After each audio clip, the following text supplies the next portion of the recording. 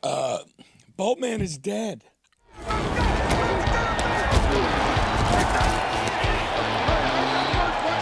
of play action fakes it to pass in zone. Yes, touchdown.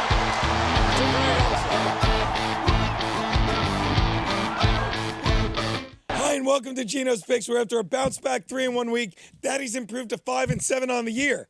5-7. That's practically 50%. And even better, added the biggest W ever to a slate when the lovely, obviously brain-damaged Keanu C. Thompson said yes to the only decent proposal I've ever made in my life. Ironically, we were so busy after that, the first person to fuck me wasn't Kiki, it was actually Kirk Cousins, as he couldn't finish off the woefully coached Los Angeles Chargers right in front of us 2 days later. In any case, it won't be the last time Kiki or Kirk fucks me, I'm fairly sure. And speaking of that woeful coach, can you thank or blame, you can thank or blame Brandon Staley for my lack of voice as I lost the better part of it screaming, "You're fired," 4 hours straight Sunday. Now let's rasp to the picks. My first pick, the Jaguars are laying 4 to the Falcons in London's Wembley Stadium. Sure, many NFL fans will sleep through this game, but that didn't stop ESPN from trying to make sure you were woke for it. Woke as in the fact that did you see this? They used Disney characters from Toy Story to try and market this to kids that will be awake for the game by using the figures to promote it all week. Please, let's hope that the parents are waking up to the grooming pedophiles over there at Disney and ESPN who don't even try to hide it anymore.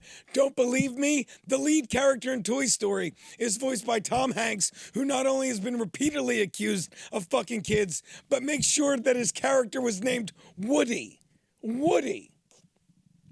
Disney may be fucking people, but the Jags won't do that to you this weekend. Take the Jags, sleep in, and wake up and be woke to a W. Take the Jags and lay the 4. My next pick, the Bills are laying 3 to the Fins in Buffalo. When has a team that just scored 70 points in underdog 1 week later to a team that lost to Zach Wilson 3 weeks ago? Welcome to Crazy World. Easy. Week 1 of the preseason is actually the last week of preseason. And the Bills are playing like the Bills that ended last season, not the ones that started this one. And you know who else is playing like the team that ended last season? The Broncos. Because they stink. And the Fins put up a 70 burger on Sean Payton's team, who are realizing it's time to buck one Bronco, who they wasted nearly $500 million of those aforementioned bucks on last season. Russell Wilson, as he in Denver showed up so unprepared for this game, they got completely fucked by the Fins. And ask anyone who's been fucked by a Dolphin, they put up 0 defense. The Bills are a different story. Take the Bills and lay the points. My next pick, Bengals are laying 2-0 to the Titans in Tennessee. Good news for the Bengals fans is that nothing happened to Joe Burrow in Monday night's win over the Rams, as he not only had no setbacks in his healing calf, but he actually seemed to look stronger as the game went on, stringing together 3 straight scoring drives in the second half. But the bad news to the Titans fans is nothing happened to their quarterback either. As Ryan Tannehill looked like he has the past year, continuing to set the offense back a little further every week, just as Derrick Henry, who was held to 20 yards on 12 carries, as defenses are now stacking the box as much as Kevin Brennan's whore wife sees every week. Look for both of those trends to continue this weekend. Well, all 3, because you got to include that whore wife of Brennan's. Bengals roll the tight tunes. Take Cincy and lay the 2.5. Which brings me into my double your money Monday night bettors. I like to say, Jesus Christ, get a cough drop. Seahawks giving 1-0 to the G-Men and Jet Life. Man, you'd think the fact that everyone knows being an NFL owner is a license to print money would make these owners more willing to spend it.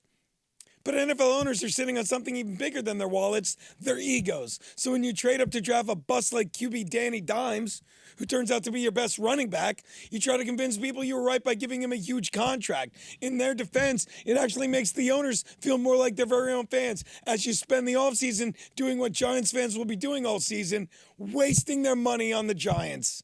Much like my big brother Peter said, Pete Carroll has put up with this Geno long enough to get some results out of him. Take Seattle, lay the 1 in the hook, and God, I'll be able to talk next week. Thank you, boys.